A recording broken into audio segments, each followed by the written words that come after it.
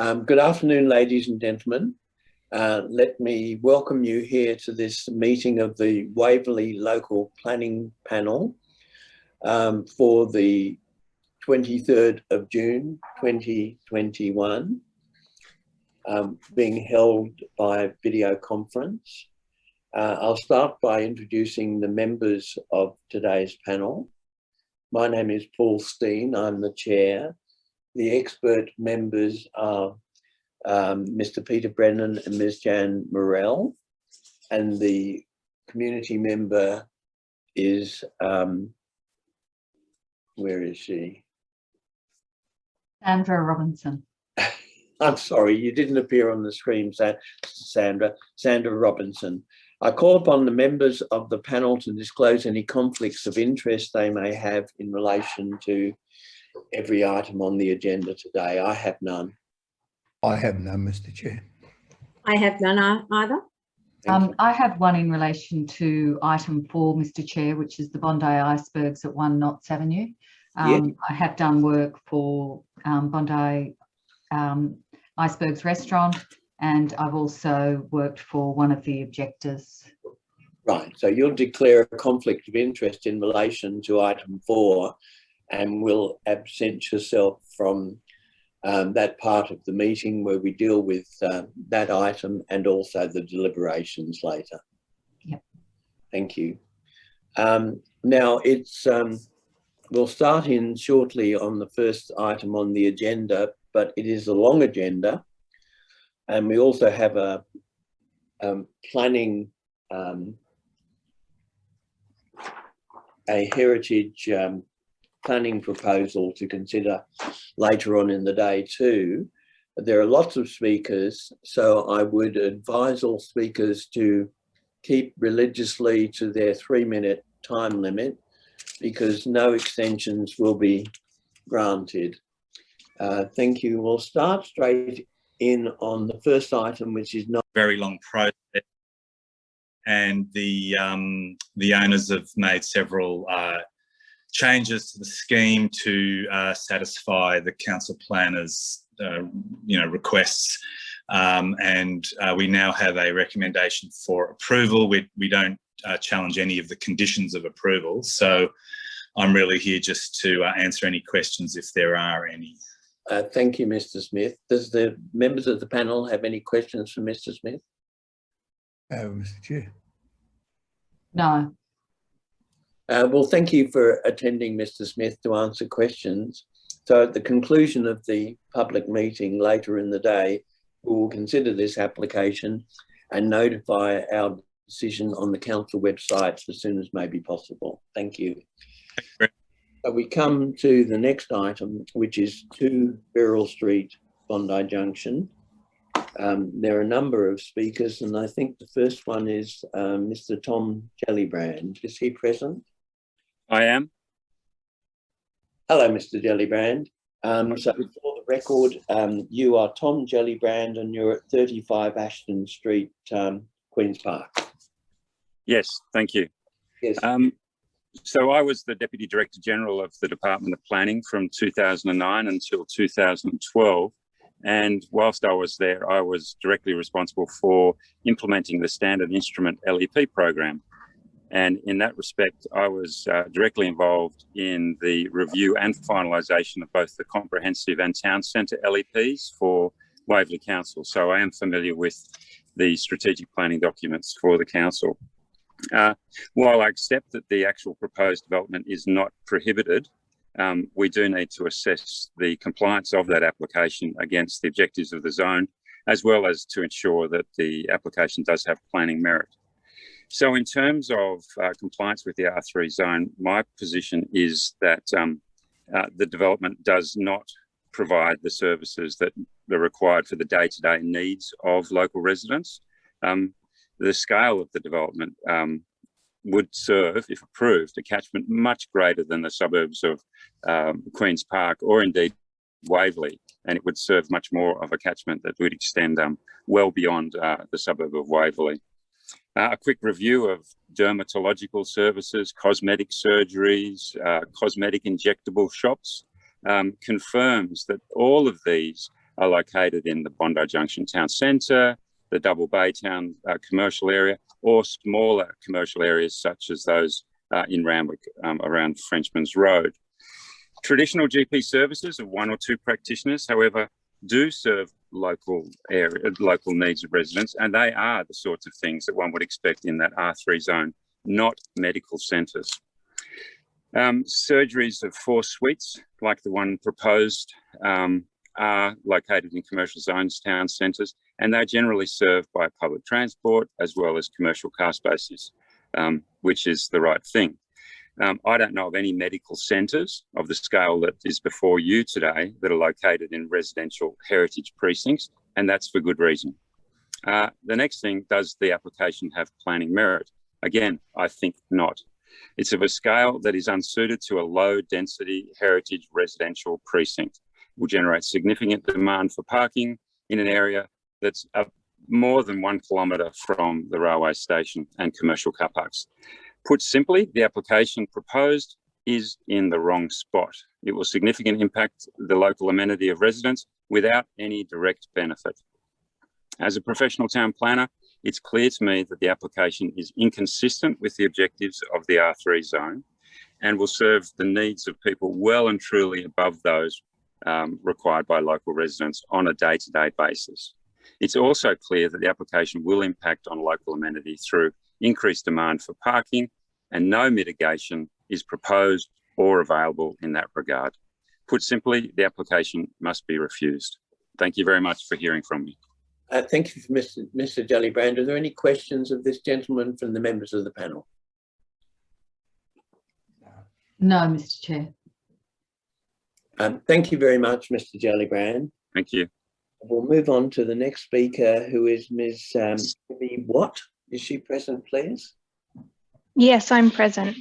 Hello there. And you, your name is Evie Watt from 38 James Road, Junction. I'm from 39 St James Road, and I'm also sometimes known as Evie Scarf, which is my married name, but both are correct. Please go ahead. So I'm a resident, as I just said, of 39 St James Road, which is right across, directly opposite where this proposed development is supposed to take place. I want to cover 3 points. The first is amenity, which the previous speaker just covered in detail. So I'll just say that, for full disclosure, I'm actually a patient of one of the dermatologists who's going to move into this medical centre, and he's an excellent doctor, but his being across the road from me will be of no benefit whatsoever for what's usually an annual visit. And when weighed against the significant downside of this development, is actually, it's the opposite to a benefit. A GP, perhaps, as the previous speaker said, would be very useful, but not a specialist dermatologist. The second point I want to make is about inaccuracies in the report provided to the panel by council. The report to the LBP demonstrates an unfamiliarity with this area. For example, there's not and there's never been a church at the corner of Beryl and Ruthven Street, as stated in 16.3. More significantly, and I have submitted a report to the panel on this issue, the parking report is based on flawed analysis.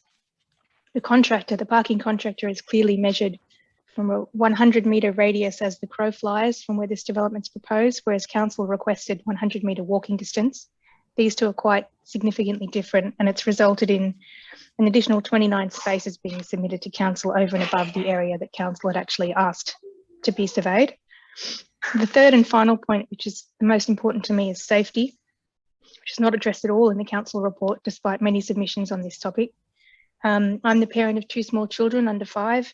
There are many, many families on St James Road and Ashton Road and Ruthven, which are the 3 streets most likely to be impacted by this development. I'm very concerned about the impact of the increase in traffic as a result.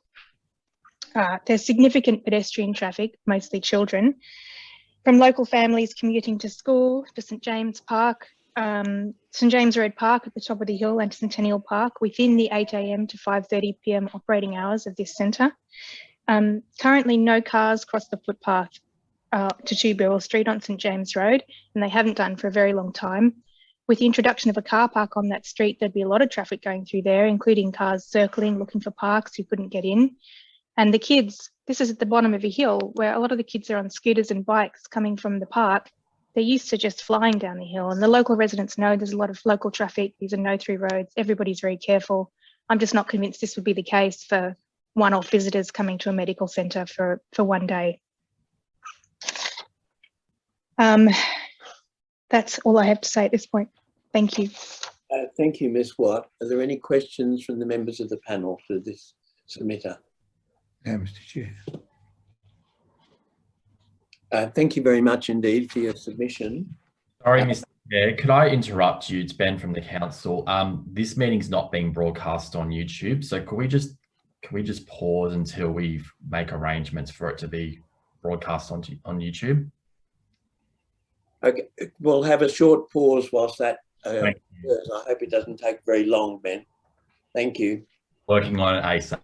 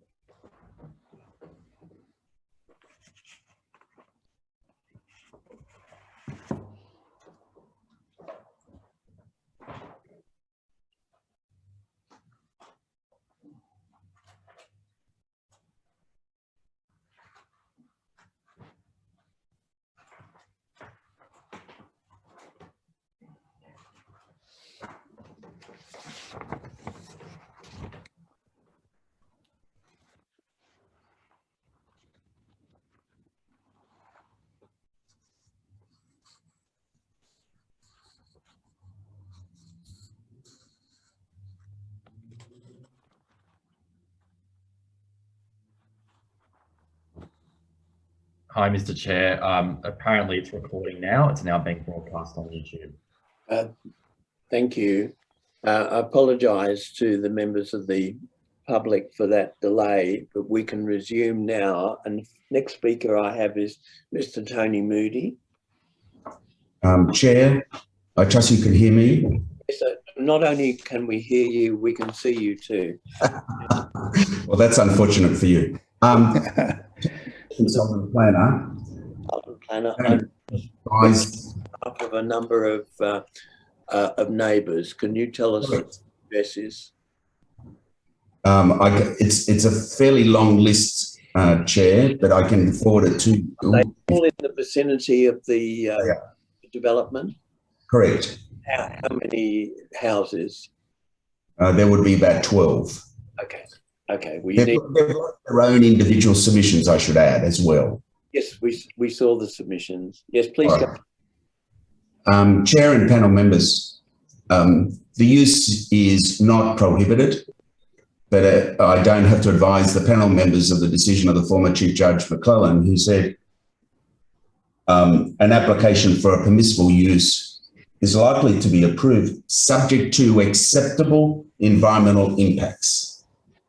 It is my strong opinion that the scale and intensity of this use, involving 9 staff, 5 patients and 12 seats, is atypical of the character of the locality and is of a scale and intensity that does not meet the day-to-day needs. You have before you a heritage advice that the proposed development is acceptable from a heritage impact perspective. I earnestly refer you to Graham Brooks's advice, who raises strong objections on the removal of the garden setting, particularly at the rear, the removal of internal walls, and the inappropriate sized garden. You would be aware of Mr. Brooks's qualifications and experience. Landscape setting. Panel members, this is a heritage item in a heritage conservation area, as you're aware. It requires a sensitivity of development in excess of what you would normally find in a standard residential environment. In this case, rather than maintaining and enhancing tree canopy as provided in the DCP, this development has a landscaped area of 6% compared to the council requirement of 15%. Furthermore, the development reduces the existing 22% of landscaped area down to 6%. You would, with respect, I could not contemplate a development of a standard residential dwelling which would have a landscaped area of 6%, let alone a development or use in a residential environment. I should add that the landscaping in the rear yard is only of 500 millimetres to 600 millimetres width. I received advice from Catriona Mackenzie that that is not possible for tree canopy to be established. Why such an insensitive landscape setting on such a sensitive site, characterised by heritage item status in a heritage conservation area? On the issue of parking provision, the residents take issue with the car parking surveys. I don't wish to discuss that. I discuss the shortfall in car parking on site. Council's DCP does correctly note maximum levels, but this development of a scale as proposed will clearly result in on-street parking spaces being taken up with this use. There's no question. I estimate 10 spaces. Let's say less.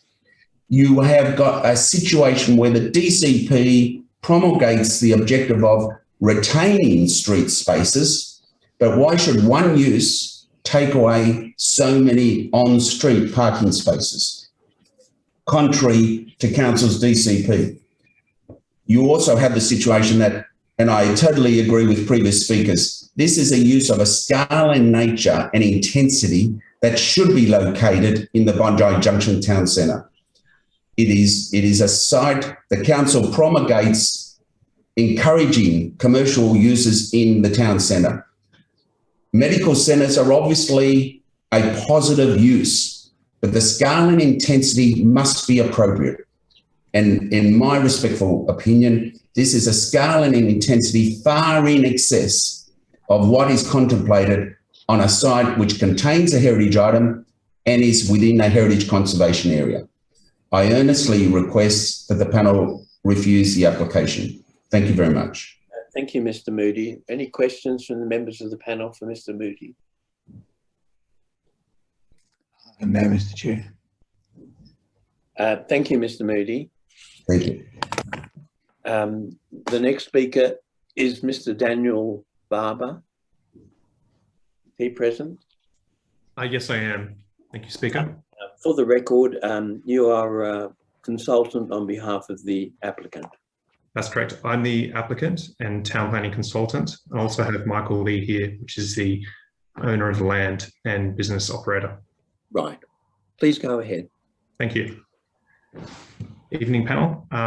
First, I'd just like to address that last year we lodged a preliminary DA for the site. We had a meeting with council and council indicated they were fully supportive of our proposal, subject to a number of minor amendments, which have been incorporated within the DA at present. We're fully compliant with the Waverley LEP and Waverley DCP, all provisions.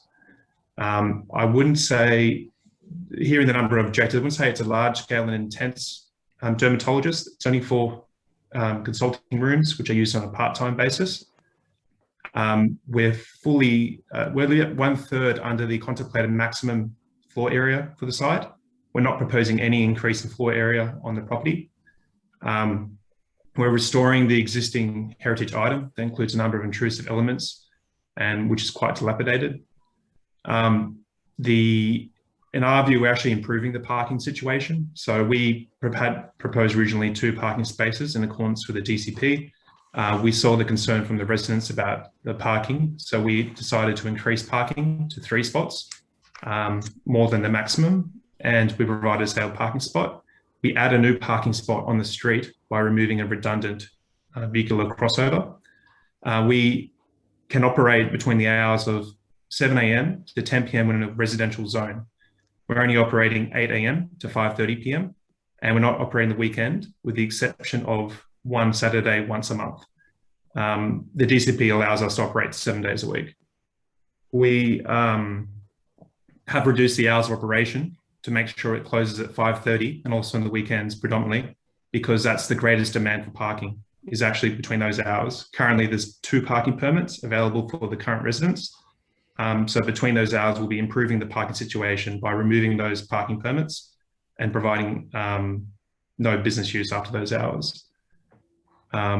So as you can see, we've gone above and beyond what council's requirements are in relation to the hours, parking, design. And in terms of the consistency with the objectives, this is a small scale dermatologist practice with only 4 consulting rooms. The reason Michael has chosen this location is he sees there a real shortage for local use within this catchment, which is why he hasn't decided to go within a traditional commercial centre. It's permissible use within the land use zone, and there's a clear demand for that use. And just to note, on the basis of the advice from the pre-DA, Michael has purchased the site and is pretty excited about the opportunity to run his business.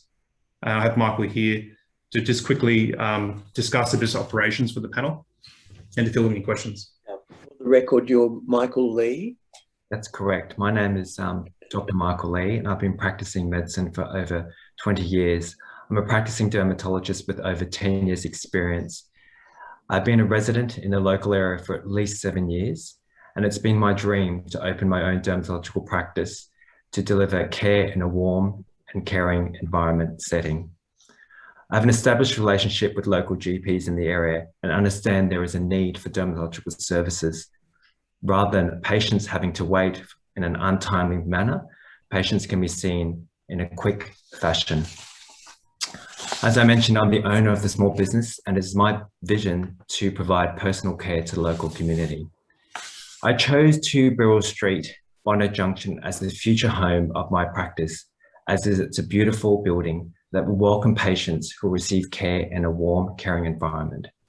Not all patients are seen on an annual basis, and some patients require intensive care, which will require multiple visits to their specialists.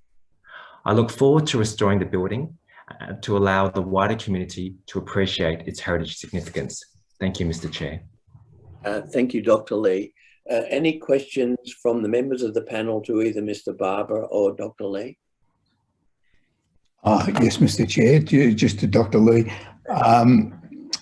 So it's been put to us in submissions that this will not be so much a medical centre, but more for beauty treatment. So I think that's putting it a bit crudely, but that's a lot of people have put that to us. So are you saying that it will be a conventional dermatology practice, as I know it, I guess, as a layman, where you treat skin cancers and all sorts of other skin issues? You've dropped out on that last sentence. Could you?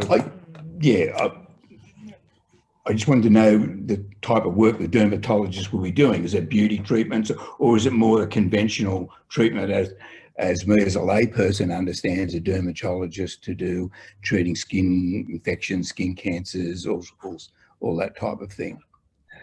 So dermatologists are specialist medical practitioners registered with the Medical Board of Australia. Dermatologists do provide specialist care, and the scope of my work is predominantly medical dermatology, such as the provision of skin cancer checks for skin cancer detection and the management of those concerns. Other conditions as listed in the submission include other dermatological conditions such as acne in teenagers, rosacea, other medical conditions. Okay, thank you. Dr. Barber, Sandra Robinson, just further to what Peter asked, there are a number of consulting rooms. Are you the only dermatologist that would work from the premises? So I am the owner of the practice. Initially, it will be me. I will have locum dermatologists participate in the practice. However, not all dermatologists who will be in the practice will be on a full-time basis. Some doctors will present on a part-time basis. So in answer to your question, yes, there are 4 rooms, but not all 4 rooms may be occupied at any one instance. I guess to ask sort of the question straight, will there be will there be facials, microdermabrasion, things like that being carried out by non-qualified practitioners, so beauty therapists?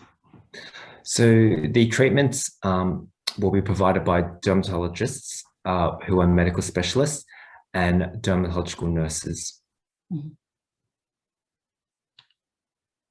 Okay, thank you. Any further questions for either Mr. Barber or Dr. Lee? No, Mr. Chair. Thank you. Thank you very much to both of you for your submissions. So at the conclusion of the public meeting later today, we will adjourn and consider this application and notify our decision on the council website. Thank you very much. Thank you for your time. Mr. Chair. Thank you. We'll move to the next item on the agenda, which is 3 Grove Street. There is 2 speakers, I think, is Mr. Corbett, Paul Corbett, and Claire Faulkner, the applicant. So is Mr. Corbett present? Yes, I am. Thank you, Mr. Chair. Hello, you're the planning consultant on behalf of the applicant. No, I'm actually the traffic consultant. Traffic, I beg your pardon. Okay, traffic consultant. Yes, please go ahead with your submission. May I just ask Claire Faulkner, who is the planning consultant on the project. She was actually going to kick things off, if you don't mind. Okay, Miss Faulkner, please. Thank you. Good afternoon, Chair and panel members. My name is Claire Faulkner. I'm not the planning consultant. I'm the senior building designer at ES Design. We are the applicant, and I'm here to speak in support of the application at 3 Grove Street in Bondi. It is apparent from Council's assessment of the application that there are 2 areas of contention with the application. The first is in relation to traffic and parking, and Paul will be speaking in relation to that. The other area mentioned in Council's assessment is in relation to the design changes required to the facade of the building. I would like to speak and address any questions the panel has in that regard. The building in question is a semi-detached brick building. It's attached on the western side to number 1 Grove Street. The two dwellings currently present as a pair to the street. During the reworking of the design of the facade for the Division 82A application, special care was given to ensure the facade maintained the appearance of a pair, but of sisters, not twins. It should be noted by the panel that the locality is not a heritage conservation area that the application was made. We acknowledge that the initial DA application had attempted to minimize the modifications to the building to accommodate the parking space. Since receiving Council's comments as part of the DA refusal, the design was reworked to address those concerns in a way believed to be in keeping with the design and symmetry of the buildings. The design underwent a peer review by senior members of our team prior to the 82A submission to Council. We believe the current proposal before the panel today presents with a good built form, maintains the desired symmetry with the neighbour, and does not detract from the streetscape, as such is worthy of your support. I'm happy to answer any questions you may have in relation to what I've mentioned. Thank you. Any questions to Ms. Faulkner? Thank you very much. So now Mr. Corbett, please. Yes, good afternoon, Mr. Chair and panel members. I'm speaking on behalf of the applicant this afternoon in regards to the traffic kind of parking matters in relation to the DA. Going through the agenda and basically reviewing Council's comments and reasons for refusal of this application, I suppose there may be the key points that I would like to go through.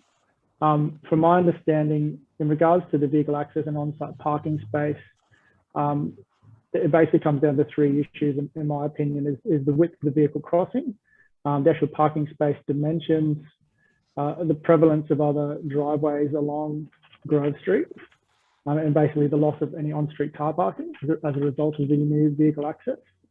I'd just firstly like to point out in regards to the vehicle crossing width, the control under the DCP specifies that driveways are required to be have a maximum width of 3 metres.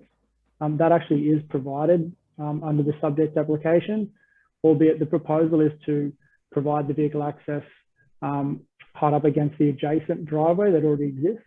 The reason for that is to basically minimise any loss of on-street car parking. So the proposed driveway itself will have a width of 3 metres, which is compliant. In terms of the parking space dimensions, overall the parking space is generally compliant with the Australian standards, albeit there are some minor variations in terms of the width. In my opinion, that does not detract from the usability of the parking space. And indeed, if you look at the agenda, section 3.1, the internal referral from Council's traffic engineer shows that they actually support the application subject to conditions.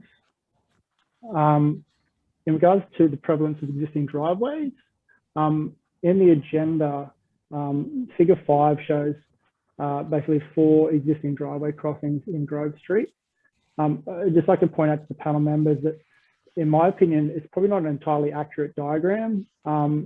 At the eastern end of Grove Street, there are about another 5 to 6 driveway crossings that access Grove Street. It seems to be a bit of an oversight. Those driveways are serving residential properties that do front Avoca Street. However, they are existing driveways onto Grove Street, and I think that should be taken into consideration. Finally, in regards to the impacts or loss of on-street parking as a result of the new driveway crossing, in my opinion, the way that we have the driveway positioned such that it's hard up against the existing driveway serving number 5 Grove Street is actually the most efficient way of providing it. And in my opinion, we don't actually result in the loss of any on-street car parking at all.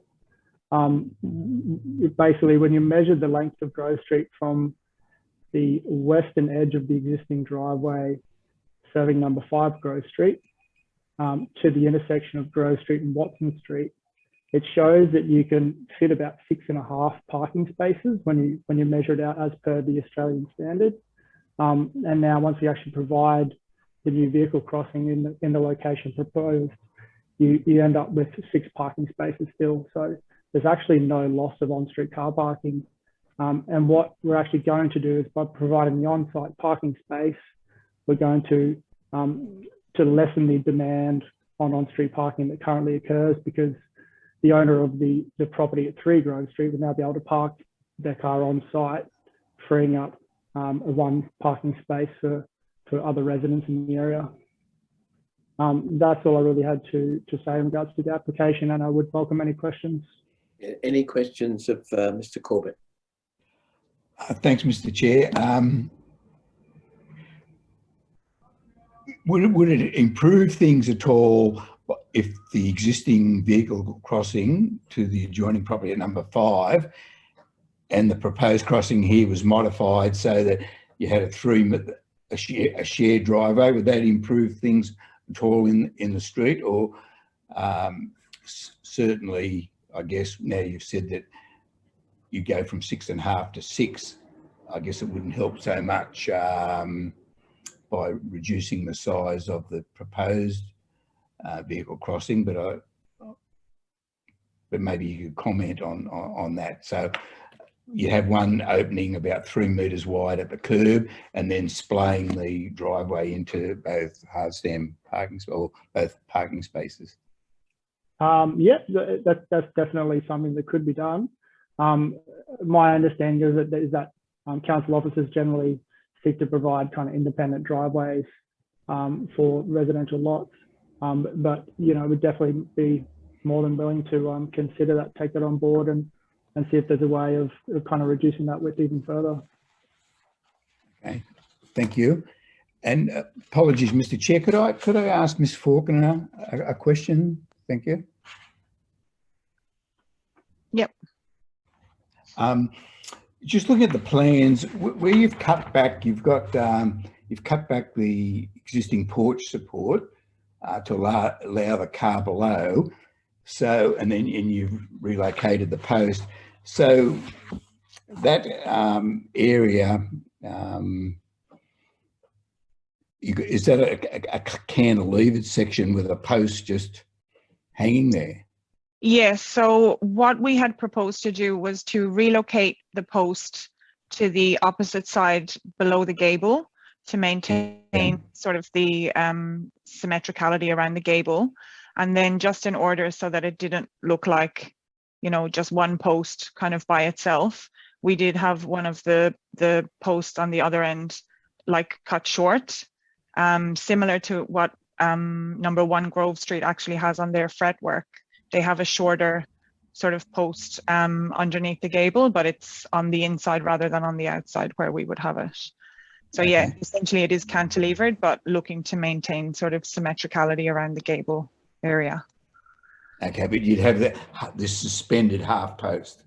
A suspended half post, yes, so the car could go under. Okay, right. Thank you very much. Thank you. Thank you. So at the conclusion of the public meeting, we will consider this application and notify our decision as soon as may be possible. So we come now to 1 Knots Avenue, Bondi Beach, the icebergs, and Ms. Robinson will absent herself, and we'll call her back as soon as we finish with this matter. In terms of speakers, I'm not sure who is from Gillies Delaney, whether it's Linda Holland or Minai Jalea. Who is That is Linda Holland from Gillies Delaney Lawyers, and I must seek leave of the chair to appear on behalf of the Ennis Corporation today. Well, why should I grant you leave? Because the Ennis Corporation has engaged us to provide the objections, a submission on their behalf, and you've received that. And I'm probably best placed to be able to speak to those submissions rather than one of the individual owners. All right, I grant you leave. Thank you, Chair. I'd like to thank the Chair and the members of the panel and the council staff for allowing me to speak today.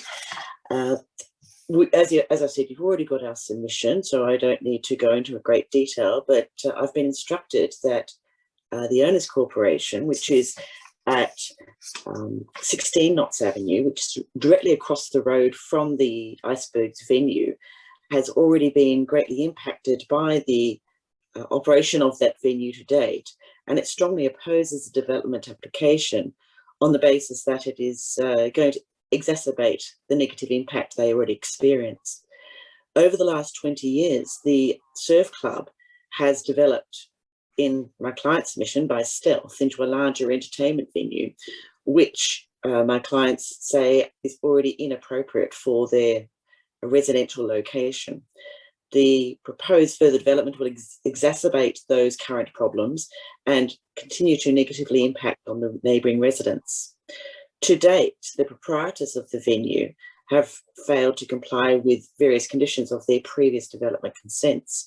By way of example, they've failed to allow full access to the public to the walkway on the southern side of the site, which leads to the viewing platform for the public. They've done this by placing bins, large bins, which obstruct that access. And they've already built a wall to enclose those bins, which we understand was not approved by council. They are also operating the southern terrace area as if it is exclusively part of the Icebergs venue, notwithstanding that that terrace has been designated as a public area 24/7. The operations to date have also resulted in excessive noise from music, which has disrupted the peace of the neighbouring residents, and the proprietors have not dealt with the complaints that have been made, and those complaints have also been communicated to council. There's been excessive noise from patrons entering and leaving the venue and loitering on the street, which has disrupted the sleep and the peaceful enjoyment of the neighbouring residents. And those issues have led to the long-standing residents selling their properties, and those that have retained their properties have had difficulties in retaining tenants on any long-term basis. The proposed further expansion of the venue would constitute further development by stealth. In the development application, it is proposed to enclose the southern terrace and construct a bar and seating for the Iceberg patrons. This would be inconsistent with the long-standing designation of that terrace area as a public area for the use by beachgoers. It is also proposed to extend the hours of operation. This is strongly opposed, since it would lead to an increase in the already disruptive impact on the neighbours. The addition of a further entry-exit point from that terrace will also lead to increased disruption in the area, traffic and pedestrian movements, and also lead to increased loitering and noise. An additional door reduces the ability of the proprietors to control their patrons when entering and leaving the premises, and this is likely to be an issue when you consider that they wish to use that terrace as a bar area. There'll be alcohol consumed. The addition of another door in that area is, in my client's submission, simply not necessary. The patrons of the venue should be required to use the current entry and exit points where there's better control over their movements, and from there they can be guided to the various seating areas of the venue, including, if the council is minded to approve some or all of this development application, to the terrace area, which is proposed to be used as a bar. That's really all I have to say. The submission that we've put in on behalf of the Owners Corporation should speak for itself. Does anyone have any questions for me? Thank you. Any questions? No, Mr. Chair. Well, thank you very much for the submission. Thank you for the opportunity to speak today. The next speaker is Ms. Maureen Nunez from 14 Knots Avenue. Hello, can you hear me? Yes. Hi, just wanted to say thank you for giving me this opportunity to speak today. I am a resident of Knots Avenue, of 14 Knots Avenue. I live there with my 3 children and my husband. I have owned the property for just under a decade. So I can speak to all those issues raised by Linda Holland, and I concur with all her objections because they are true. A reality of living in that area is getting increasingly untenable with the impact, the adverse impact of all the operations of the dining room and the applicant. And I can only imagine that if you were to allow the operations to increase to 10 p.m. every single night of the year, as the applicant seeks to do, would only exacerbate all those issues which are becoming increasingly nefarious.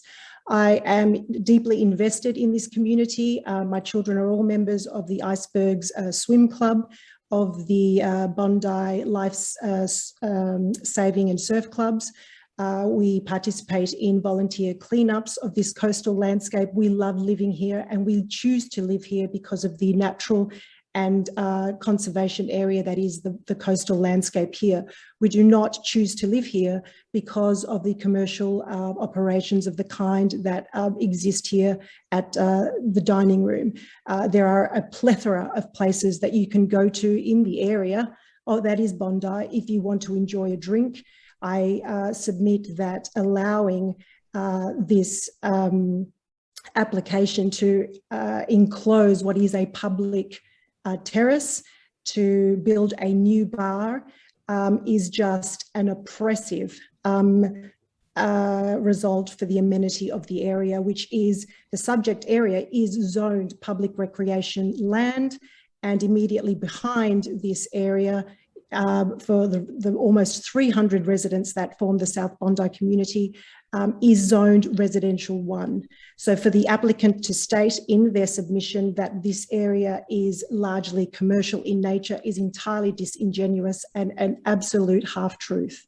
So on behalf of myself, my family, who love living here, but have to live already with the adverse impacts of the already substantial commercial operations of this applicant, we oppose very strongly allowing the submission to proceed. Thank you. Thank you, Ms. Nunes. Any questions of this lady? No, Mr. Chair. Thank you very much indeed. The next speaker is Dr. Gary Shields and Morris Terzini. Mr. Shields, Dr. Shields there, please. Yes, I'm here. Hello there. And you have Mr. Terzini with you, do you?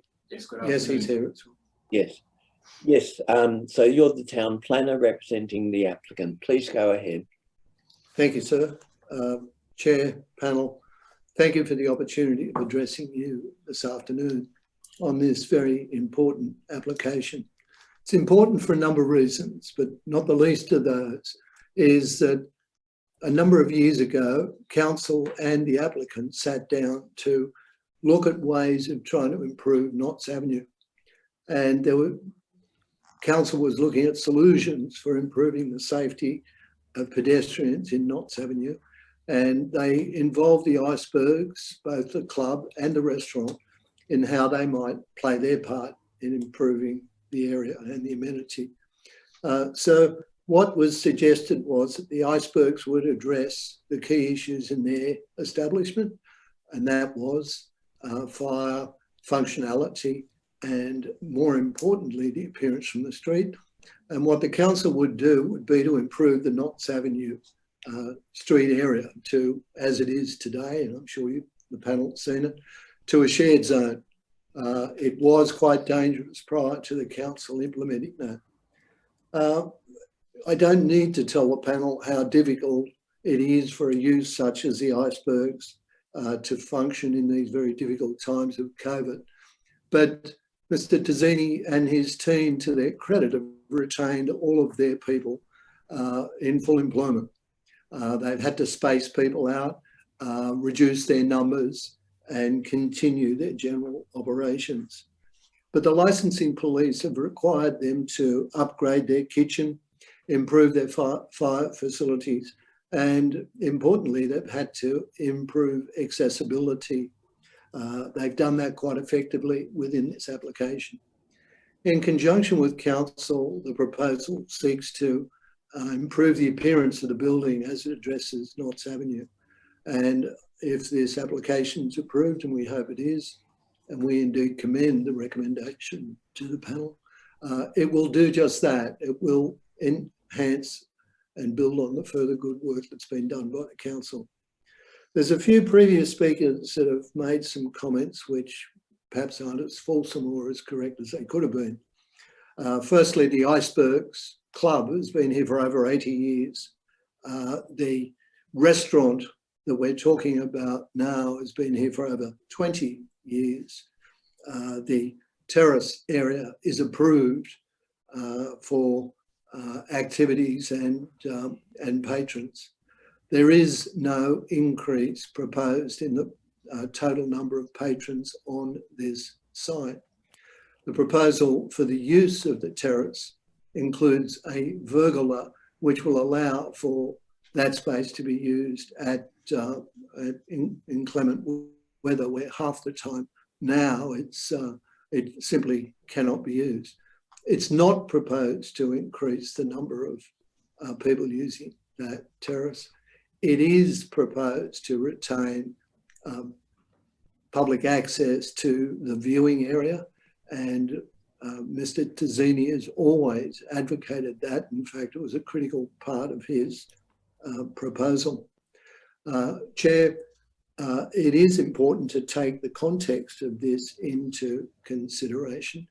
The use of the terrace will allow Mr. Tazzini and his team to spread the patrons out more effectively and to operate in a manner which is COVID safe in these very difficult times. Thank you for your time today. Thank you, Dr. Shields. Are there any questions from the members of the panel to Dr. Shields or to Mr. Tazzini? Yes, Mr. Chair. Mr. Tazzini would like to address as well, if he could, Mr. Chair. We might hear him first before there are any questions then. Thank you. Thank you for allowing me to speak. I'm Maurice Tazzini, obviously been part of this, the Iceberg Dining Room and Bar as a founding director. I worked closely with council back then in prior to 2002, and with the club and the board to develop the Iceberg Dining Room and Bar. And we worked very closely, as I just was saying, with the council to develop with the DA that was approved back then. I really believe that this application and its recommendations really speak for themselves. So I've really just jotted down some points that I feel that perhaps haven't been addressed. One of the first things that I like to say is that we did work very hard with the council on this application, and we have really tried to come in line with the improvements of North Avenue by council. This application as well is really geared towards the health and safety of the personnel that we employ. It will allow us to come in with current codes of health and safety. And, you know, for us, this is incredibly important. We employ over 130 staff. The large majority of the staff are live in the local area. We have employed over 500 apprentices over the last 20 years, and some of them have gone off to become some of the best talent in this country. We feel that it's incredibly important that we improve our facilities. The improvement in all the facilities that we're suggesting, which is waste, bars, kitchen, etc., will help us get to what we want to be, to get to our goal of zero waste, which is something that I'm incredibly passionate about. I've just worked with the South City Council and South Waverley and Mirvac to open up the world's first zero waste bar, which has now become a footprint for bars all around the world. These improvements will also allow us to follow our philosophy that embraces sustainability, which is something that's not mentioned very often, but is very much part of our values. And also, I just want to talk about this. This application is a very, very big investment on our behalf. And we feel that with the permanent cover of the terrace, it's really going to allow us to financially, like move forward, in particular in this time, as Gary has mentioned, which is in this COVID time. It really will become crucial to our survival in the future and the survival of the people that we employ. In general, I also just wanted to mention a few things. I live in the neighbourhood. I've lived in the neighbourhood for over 20 years. I've operated 3 businesses in the neighbourhood. They've all been quite successful. We have played an incredible role in working with local producers, farmers, importers, and so on to provide better services, better product that now has ended up on our supermarket shelves. we feel that we play an important role in the improvement and the development of Australian produce. We are a fine dining restaurant. We have been a fine dining restaurant for 20 years. We are a fine dining bar. We are consistently in the top 50 restaurants in Oz, if not the world. And we have also maintained 2 hats for 19 years, which is something that I think we're the first restaurant to achieve so. Lastly, I personally was a founding member of the Eastern Suburbs Licence Accord that was started in 2002. In fact, the first meeting was at the Icebergs Dining Room and Bar. This liquor accord has now been a footprint for all other licence accords and liquor accords around New South Wales and around the country. I truly believe that within the 20 years of operating the Icebergs, yes, we have had times we are not perfect. We are a business and we have our fair share of problems. But I do believe that we operate at a very high standard. And I do believe that over the 20 years, we have really had minimal issues in terms of noise and affecting the surrounding neighbourhood. Thank you for your time, really. Thank you. Any questions of either Dr. Shields or Mr. Tazzini? Yes, thank you, Mr. Chair. I guess either Dr. Shields or Mr. Tazzini can answer this question. The council, in their conditions, have recommended that the structures, doors and seating are to be amended to maintain a clearance of 2.5 metres for the public access way along the southern side of the terrace. So are you accepted of that condition? Absolutely. Mr. Brennan, we certainly are in acceptance. Yeah.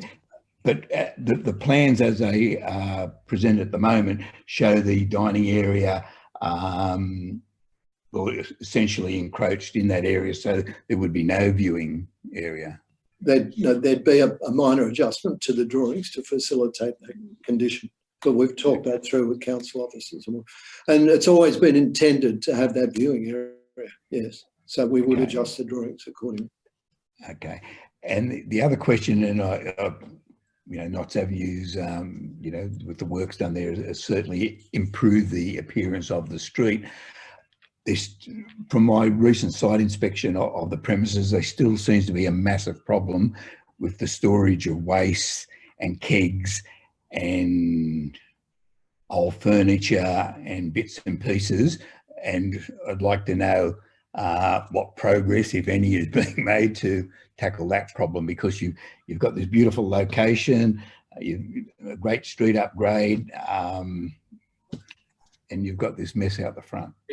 Well, it's something that this is one of the reasons we're addressing.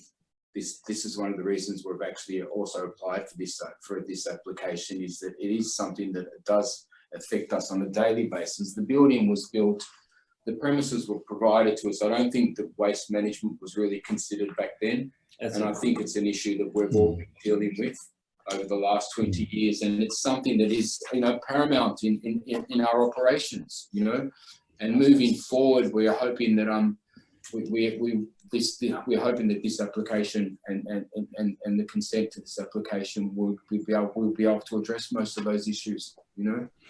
Mr. Brennan, could I just have a quick comment? There's a couple of players in this game which you'd be aware of, given your background. There's the Icebergs Club, which is a total different entity to the Icebergs restaurant. Can I respectfully suggest that most of the kegs come from the Icebergs Club rather than from the restaurant per se? Having said that, there is a collegiate relationship between both the Icebergs and the restaurant and the council to solve those issues, and we think we're moving towards that at a great rate of knots, and we think this application will help that to a very large extent. And the area on your plan, there's a store, and then down the sides there's furniture storage, cupboards and things like that. You see those areas as part of this solution, is that? That's largely part of the solution, yes. Okay. The Icebergs Club has to resolve some of their own issues, and I understand they're looking at that. But Yes. this will certainly resolve our issues from the restaurant point of view. And the 2 parking spaces, they belong to the club as distinct from the restaurant. I do, yes, sir. Okay. Yes. Yeah. Thank you, Dr. Shields. Thank you, Mr. Chair. You mentioned the acceptance of the proposed condition in the report about the 2.5 metre space for the public viewing. Are you also accepting of the condition about a 2-year trial period for the extended hour? We prefer a longer period, but we reluctantly accept that, yes. Certainly prefer that to a 1-year trial period. Any further questions? Thank you, Chair. It really follows on from what Mr. Brennan's been asking. Would you be accepting of a community liaison committee so that there can be a formal forum meeting, say 4 times a year for residents to bring any issues? I realise we've got the Icebergs Club, which is a separate entity to the restaurant, but we're happy to engage. Mrs. Beryl, that's something we'd certainly take on board, whether it's needed 4 times a year, but the idea of liaising with the residents has always been embraced by Mr. Tazzini and his team. So, yes. And I think also too, there's the opportunity for residents to formally lodge any issues that they have, which are duly considered by the club. Yep. Any further questions? Ms. Nunes has a hand up. I'm sorry, I can't take any questions from you. The protocol of conducting these meetings is that one gets one say and then one doesn't get a second go. So I'm sorry. Any further questions of Dr. Shields or Mr. Tazzini? Yeah, thanks. Just a quick one, Mr. Chair. The garbage room shown on your plans adjacent to the kitchen, is that exclusively for the Icebergs restaurant? And that's shared at the moment. That is shared. Shared for the building. So that's one of the issues that we're addressing, that we're trying to address as well. So we're hoping that you know, as we move, yeah, we don't feel that there'll be a massive there'll be increase in waste because I'm changing the covers really. Okay. Yeah. Thank you. Thank you. Thank you to both speakers, to all of the speakers in this matter. At the conclusion of the public meeting, we will consider this matter and notify our decision accordingly. Thank you. I got the message from Ms. Nunes, and I appreciate that she did not speak for the full 3 minutes, and I appreciate that, but I'm sorry we can't come back to you now. Thank you. Can somebody get Miss Sandra Robinson? She's back. I'm back. Ah, she's back. So we can go on with the next item, which is 68 Sir Thomas Mitchell Road, Bondi, and there is 2 speakers, Damien O'Toole, Town Planner, and Mr. Darren Palmer. Are either of those present? And that's Darren Palmer, is it? Yes. Good afternoon, how are you? Good, thank you. Please go ahead. You're the architect for the applicant. Designer and owner. I think Damien O'Toole probably would like to speak first, if that's okay, Mr. Speaker. Yes. So Mr. O'Toole is Town Planner representing the applicant. I am. Thank you. Thank you, Chair and panel members. So I'm primarily here to answer any questions you may have, but I have read Council's report, which is a thorough assessment recommending approval. The new dwelling to the front of the site is contextually appropriate in terms of its height, setbacks, and positioning on the site, and it mimics other dwellings in this road. The owner has engaged with all surrounding owners prior to the lodgement of the DA, and hence no objections were submitted. The proposal was modified to address council's concern during the course of the DA. There are no unreasonable amenity impacts in terms of impacts to neighbours or to the streetscape. I've read the standard conditions of consent and I have no objections to them. That's all I'd like to say. Thank you very much. Thank you, Mr. O'Toole. Are there any questions of this gentleman? No, thank you. Okay. Thank you, Mr. O'Toole. Now, Mr. Palmer, do you wish to address us? I have nothing more to add that's more beneficial than Mr. O'Toole. Obviously, we have met with our neighbours. We have spoken to everybody around, everybody involved. As you've noted, there are no objections. So yeah, I'm just here for questions. Any questions of Mr. Palmer, the designer? No, thank you. Mr. Chair. Thank you very much. Thanks so much. The public will consider this application and notify our decision accordingly. So we move on to 7 to 13 Bondi Road, Bondi Junction.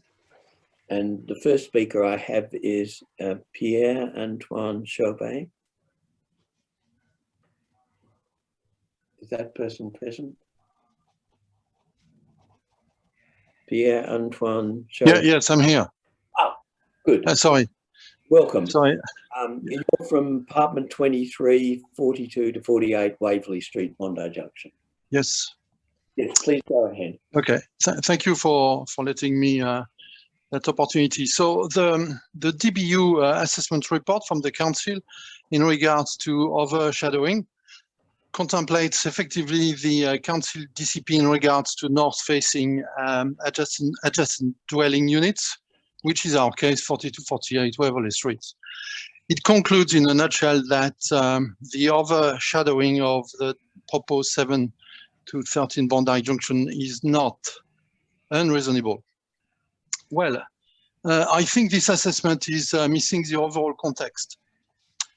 We currently have right now the 21 Waverley Crescent building being built and developed, and that building will significantly overshadow the eastern part of the 42-48 dwelling units, which is the 48 of that building.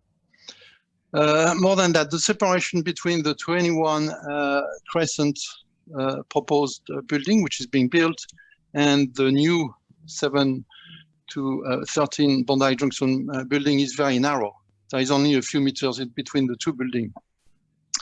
And I doubt, for your information, that in winter, due to the design and the shape of the two buildings, that separation space, little space we have in between the two buildings, will provide any sunlight coming onto the dwelling units located on the eastern part of the 42-48.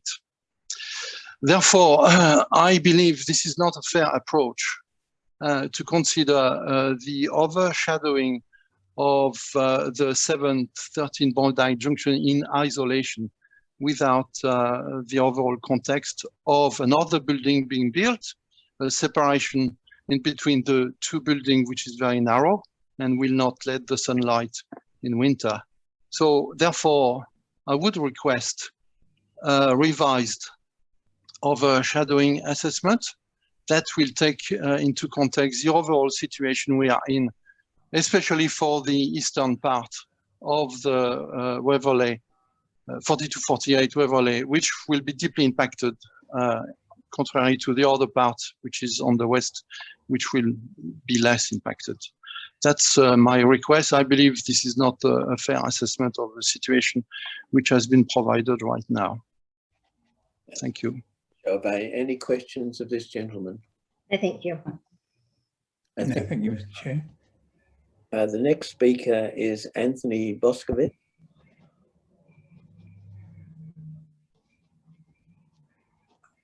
Hello, Mr. Boscovich. So you're representing Mr. Zev Wolf? Yes, correct. 42 to 48 Waverley Street. That's right. I don't seek to make any legal submissions. In fact, I'm a property consultant for Mr. Wolf and his family. And please go. We don't seek to add too much. There's a recommendation for refusal, which we support. We think that the development in this case is an overdevelopment. We do see that there is a path to an approval, Mr. Chair, but unfortunately that hasn't been undertaken in this development. There are insignificant setbacks or non-compliant setbacks with both the DCP and the ADG. But of most significant concern is view loss to our client. Our client is the upper level of the apartment building adjacent to the property. And we don't think that the report or the information provided by the council officer's report or the information provided by the applicant does justice to the significant and severe impact on the views that our client has. We can see that there are some elements of the views that are maintained, but there's going to be a very large and significant unarticulated and proximate built form sitting right in between views that go out towards Double Bay and views that go out towards the more southern suburbs and the ocean. And this is going to be a blight on that view and also a blight on our client's enjoyment of that view. We do note the recommendation or the reasons for refusal don't include view loss impacts, and we would think it imperative and implore upon the committee to add reasons for refusal on the basis of view loss, not just to our clients' units, but to others. In terms of pathways to approval, the committee will understand there is a high non-compliance and there are breaches with the floor space ratio controls. Those breaches arise in and of the whole site, take into consideration the amalgamation and the reduction in floor space over a certain portion of the site. We would say that the removal of the upper level or a significant articulation in the bulk of the upper level might be able to resolve some of our issues. This of course couldn't be explored here today, but we consider that as part of a review or a resubmission of this application, that the applicant should seriously consider that removal of the upper story. Thank you, Mr. Boscovich. Are there any questions of Mr. Boscovich? Just one, Mr. Chair. Mr. Boscovich, does your client understand that there's already a consent on the land? Yes, our client does understand there's already consent on that land, but the consent doesn't impact upon our client's amenity in respect of the view to the extent to which this one does. Okay, thank you. Thank you. Well, thank you, Mr. Boscovich. So at the conclusion of the public meeting, we will consider this application and notify our decision. Next up is 52 Albion Street, Waverley. There are no speakers, so we can pass over that application. Will be determined later. So we move on to 154 Ramsgate Avenue, Bondi Beach. And the first speaker I have is Andrew Coroneo. Mr. Coroneo, can you hear me? You're muted. Unmute. Mr. Coroneo, unmute. Sorry, now unmuted. Thank you. That's better. And you're from 146 Brighton Boulevard, North Bondi. Yes, correct. Please go ahead. The first thing that I wish to draw, quite unexpectedly, is the setback controls in my letter of objection has a degree of, what shall I call it, confusion, because I've described the adjoining property at 156 at the bottom of that paragraph in my letter of submission as 154 Ramsgate Avenue, which of course it can be interpreted as meaning from that property there is overshadowing, but of course it would be clearer if it was read in, and will also lessen overshadowing of number 156 Ramsgate Avenue.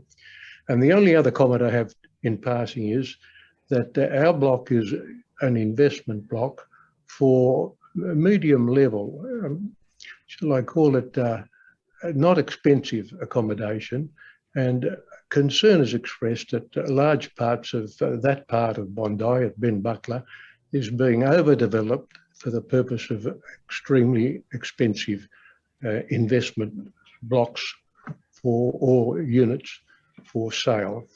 It's hardly within the council's policy of affordable housing. That's all I have to say, and of course I support the council's recommendation for refusal, and I'm happy to answer any questions anyone wishes to ask me. Thank you, Mr. Coroner. Are there any questions for Mr. Coroner? No, thank you. No, Mr. Chair. Thank you very much. Thank you very much, Mr. Chair. Thank you. The next speaker is Andrew Partvee. Is he present? Hi, thank you, Chair. You're the town planner representing the applicant from Urbis. Yes, that's correct. Please go ahead. Look, thanks for the opportunity to present today. Look, we're obviously pretty disappointed with the recommendation. We feel that we've genuinely sought to try and engage positively with council, try and respond to previous issues and provide a really high quality contextual built form outcome. One of the things I just wanted to send to the panel this morning that wasn't in the pack was one of the renders, which I understand that the Secretariat has provided to you. So I guess we requested a pre-DA about 12 months ago, and before we did so, council requested that before we do that, that we take the design to their design advisory panel. The panel were actually unanimously supportive of the proposal, particularly the built form, the massing and the scale of the development. Importantly, there was some items raised by them in relation to internal amenity that we've sought to try and address through the application. We had a subsequent meeting with officers who highlighted some further items that we needed to address, and we took some good time, probably another 9 months, to try and go back and forth with our architects to try and resolve a number of those issues. The DA was lodged only very recently, and within probably a week of it coming off exhibition, we had a request from council to withdraw the DA or that it would be refused. We promptly kind of provided a few amendments, which in our view tried to respond quite positively to the feedback that council had raised.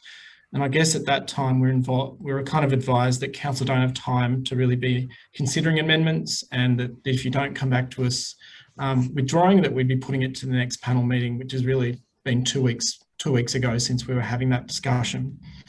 I may go a little bit over 3 minutes because there's quite a bit to say. I'll try to keep it to a minimum. Keep it to 3 minutes because I haven't given an extension to anybody this morning, and I don't see why. Sure. Okay. Look, really quickly, this scheme has evolved. There was a previous court decision on the matter, which you'll be aware of in the report. We feel this has responded in a number of ways to that. In short, the extent of excavation, which is a key issue, has dramatically decreased from a basement that had 10 spaces down to 6. The building height was non-compliant. We've actually brought that down to comply. And importantly, on Brighton Boulevard, where there's a view sensitivity, under that part of the site, our height is much less, a story less than what the controls allow. And that was a very specific move to try and deal with view sharing and minimise impacts. In addition to that, and council acknowledges that the view sharing is reasonable. The number of dwellings is almost halved and the floor space is reduced from 1.2 to 1.03. We acknowledge there is quite a significant FSR variation, but I think this site is quite an anomaly. It's already got a building that is well in excess of those controls. And in our view, the sensitivity with this site is actually more building height, because the higher we go here, the more of a view impact that's having. As I said before, the design panel fully acknowledged and supported this proposal, which I think is quite important. And one of the other things not noted in the report is that we provided council with the intent to enter into a planning agreement to embellish the local park directly adjacent to the site of the sum of about $400,000, which we felt was a really great public benefit to offset the fact that there was an FSR variation, that we're very aware of that. And in addition to FSR, there's a number of sites all along Ramsgate Avenue that exceed the FSR. And I think an FSR which complies here would probably amount to a 2-storey dwelling, which in our view would be inconsistent with the character. Lastly, the last thing I'll say, and I'll wrap up, we put forward about 3, in our view, positive amendments to council to consider when we got the news a few weeks ago. That was to delete a media room, delete a study, convert one of the rear bedrooms to a media room, which was to deal with 3 things: amenity of those spaces being quite significantly below ground level, reducing the actual FSR, and also, you know, part of that was also removing 2 of the spaces in the basement and a 1/3 of the excavation. And look, all we're asking for today is that we'd love to engage with council. We don't want to be in a situation where we are in a second court case, you know, and we feel we just have not had enough time to respond. 2 weeks for an application of this scale has been really tricky. So I thank you for the time, and sorry I've gone a little bit over. That's okay. Thank you. Is there any questions for Mr. Harvey from the members? Just one quick question, Mr. Harvey. Could you just very briefly explain how the above ground envelopes differ between what was refused by the court and what's now before us? You mentioned that the height has been reduced, yep. But in terms of envelope, what other reductions are there? So in terms of so essentially a level has been removed. In terms of the excavation, there was a basement excavation that was a lot deeper. We had 10 car spaces in there with a stacker. That's reduced down to 6, and we've actually said to council we'd drop another 2 spaces. So we'd drop another 1/3 of that basement. It's a sloping site, and the issue on excavation, I think, is a really tricky one. We can't just have no basement on this site. I just don't think that's the right outcome. Parking is really tight in the area. We've also played around with the setbacks. In our view, that shifted a little bit from where the court case was. I can't give you the numbers on that. But it is very much a 2-level plus a 3rd level pop-up compared to a 4-story building that was there before. It's just the difference in FSR is not huge. So I guess we were at so I'm just getting my notes. We were at over 1.2 to 1. That dropped to 1.03 to 1. And I guess with the changes we've suggested or amendments, that would come down to about 0.9 to 1. And the existing building on the site's around 0.8 to 1. So we're not drastically different to what exists on the site, but we think on balance, the response and the type of building that we're providing is a lot more of a stronger outcome to what exists. Thank you. Any further questions of Mr. Harvey? Yes, Mr. Chair. Hi. Mr. Harvey, you said that one of the suggestions you made to council was at the ground floor level is to take out the media room and the adjoining study as well? Yes, so delete the rear media room, deletion of a study. And also conversion of one of the rear bedrooms to be a media room. So it doesn't require the amenity of as much daylight. Okay. And one of the other concerns raised was the low ceiling height in apartment 3, particularly over the living area, and having regard to, I understand the ADG doesn't apply to this building, but given what we expect now as ceiling heights in flat buildings, would you like to comment on that? Thank you. Look, I think what we've been trying to manage is to manage views and a height exceedance. We didn't want to go there as part of this application, and I think on that point, I think we we made a balanced call in terms of the amenity, and we felt that was compliant in terms of what relates to the site at the moment. As you said, it's not defined as a residential flat building, but we felt the amenity was still positive, and balancing that with a height control and not wanting to exceed that. We did have previous plans to go slightly higher, but that was noted as a big sensitivity to council, and they don't want us to go lower in terms of basements. So we're really in a hard place in that regard. Okay. Okay. Thank you.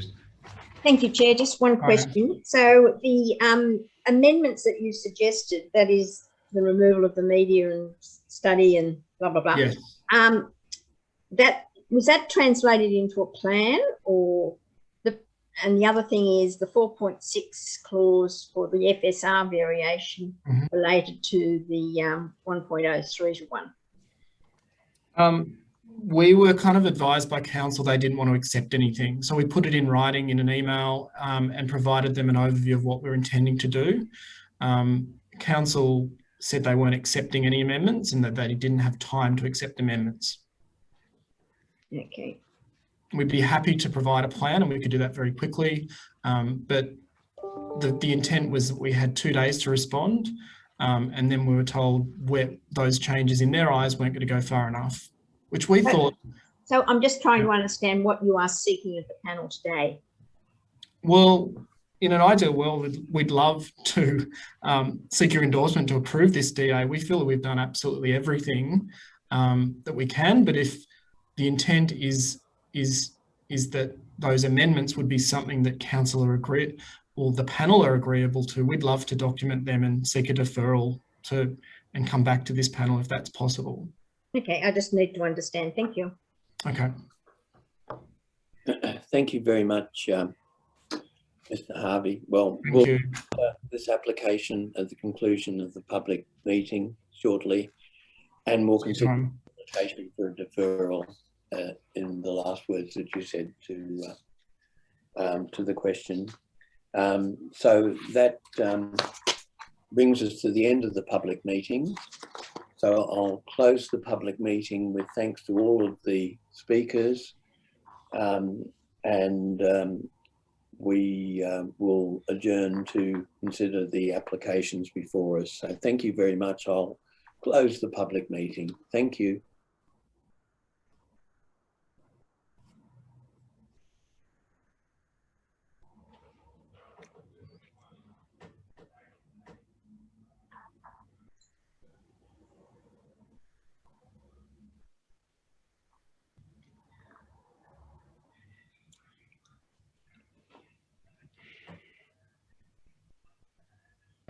YouTube stopped.